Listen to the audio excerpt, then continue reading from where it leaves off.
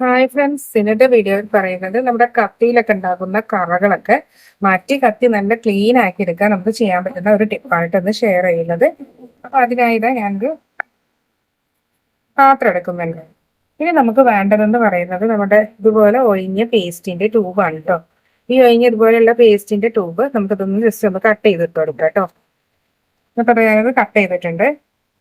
എത്ര കട്ട് ചെയ്താലും എത്ര ഇല്ലെങ്കിലും ഇത് കട്ട് ചെയ്യുന്ന സമയത്ത് എന്തെങ്കിലും ഇതിന്റെ അംശം എന്തായാലും ഇതിലുണ്ടാവും. അതേപോലെ തന്നെ ഇതാ ഇട്ട് കൊടുക്കാം കേട്ടോ.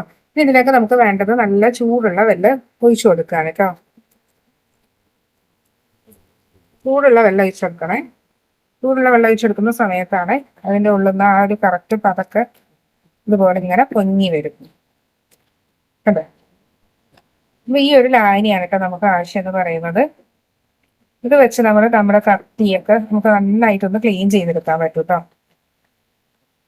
കണ്ടത് പതങ്ങി വരുന്നതിനനുസരിച്ച് നന്നായിട്ട് പത വരുന്നത്.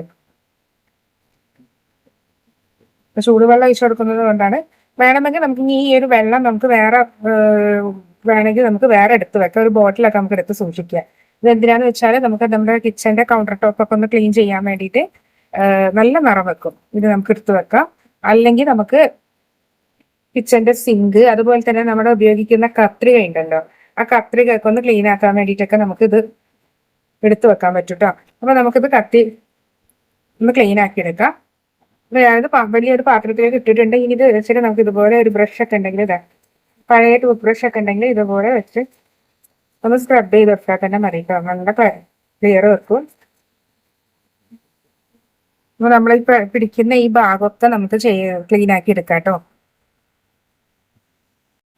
അപ്പൊ ഇതുപോലെ നമുക്ക് കത്തിയൊക്കെ നമുക്ക് ക്ലീൻ ചെയ്തെടുക്കാൻ പറ്റും കേട്ടോ. ഈ ഇത് നമുക്ക് ജസ്റ്റ് ഒന്ന് കഴുകി നോക്കാം. അതിന്റെ ആ ഒരു കറക്റ്റ് വൃത്തി അറിയണമെങ്കിൽ.